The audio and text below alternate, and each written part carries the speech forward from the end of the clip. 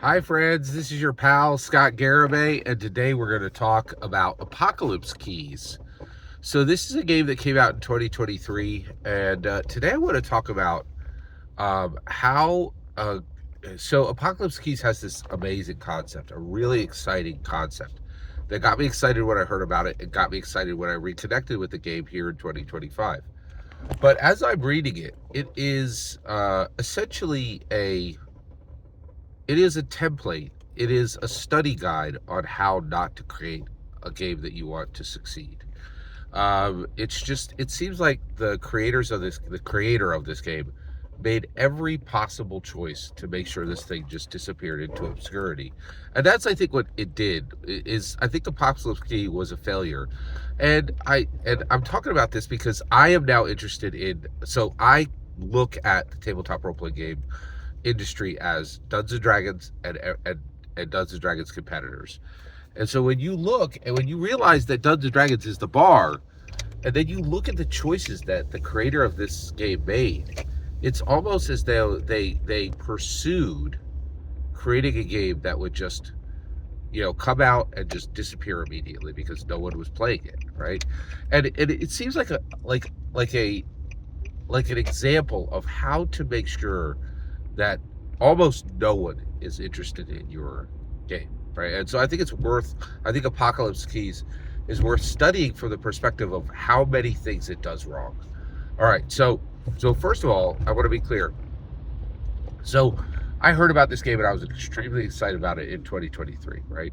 So one of the things is so but I recently just came across Apocalypse Key in some article that I was reading, and I was like, oh, I remember this, right? And I was like, what are But now many games they Kickstarter, and Far West Kickstarted for 12 years, right? Like Far West Kickstarted, got a bunch of money, and then delivered the game 12 years later. So if I see something on Kickstarter, I don't pay attention to it. And the reason why is I pay attention when I see a game on the shelf, right?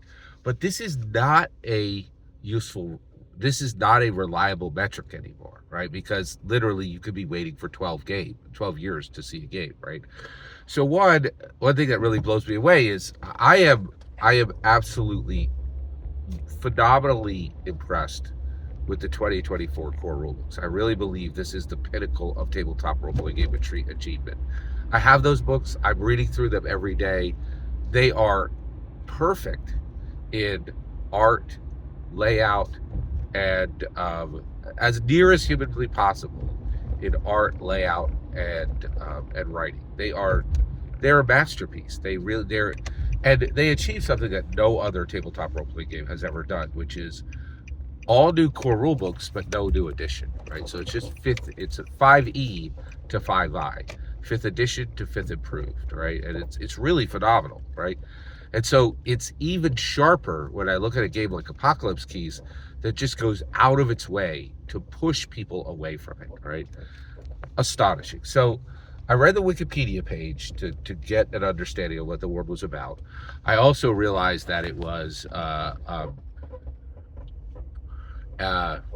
powered by apocalypse game, which answers a bunch of questions, right? Like because mostly narrative, not really crunchy, not really good, you know, very very difficult rule set without having actual benefits, right? Like difficult for without good reason, right? Like powered by apocalypse.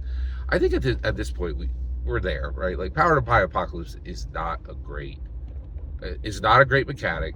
It does not have great mechanics, and it really hasn't delivered, right? And I think we're just kind of waiting for it to die on the vine, but it doesn't. It's got one of the things it does is it plays in the intellectual property space because Dungeons and Dragons arguably doesn't. That's fascinating. I was about to say Dungeons and Dragons doesn't really play in the intellectual property space, but that's absolutely wrong. Dungeons and Dragons connects itself to intellectual properties, but doesn't make people pay for those connections. That's astonishing, right? That's fascinating. By studying Apocalypse Keys, I've realized something about Dungeons and Dragons. Dungeons and Dragons deals with licensed property, but gives it uh, to its market for free.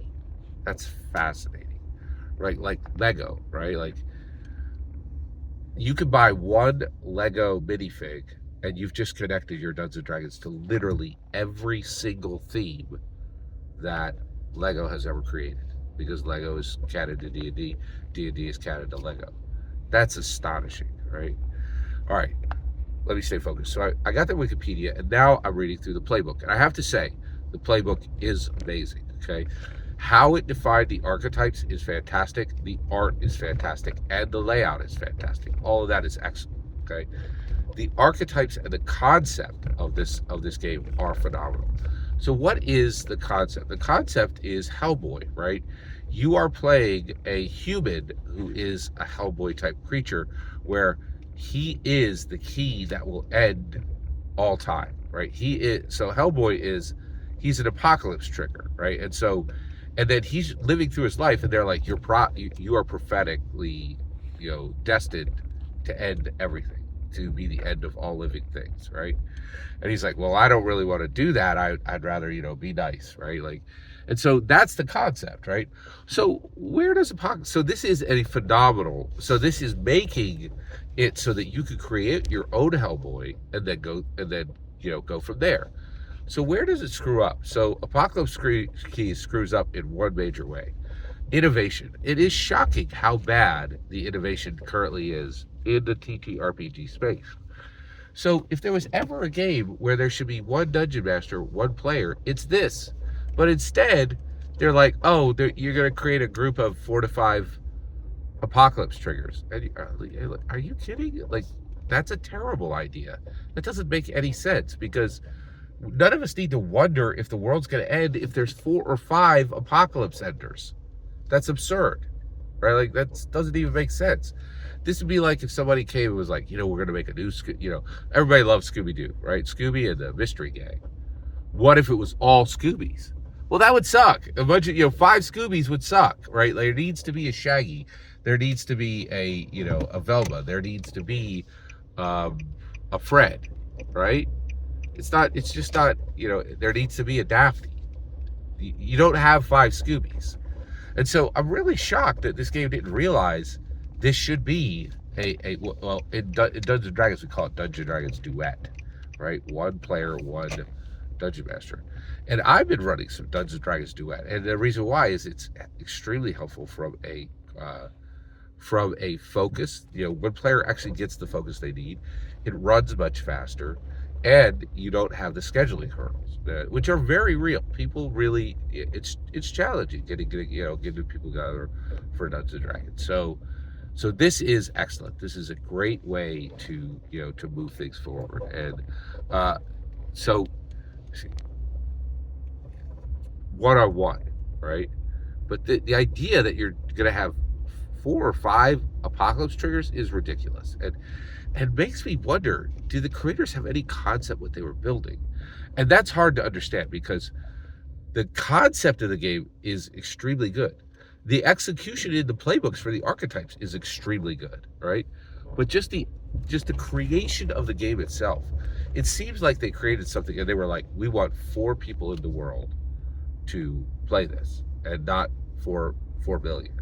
And they got it. I think this thing just disappeared into obscurity because the creator had no idea how to create. They knew how to create a game. They knew how to edit a game. They didn't know where to send it to someone who could actually make it successful, and they didn't know how to distribute it, right? And they screwed up those last 2 phenomenally.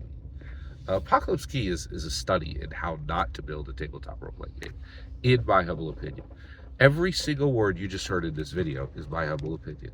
Nothing more, nothing less. The important part is when I get to hear your humble opinion. When you get in the comments and send your traffic. Please consider subscribing, and have a fetch millennium.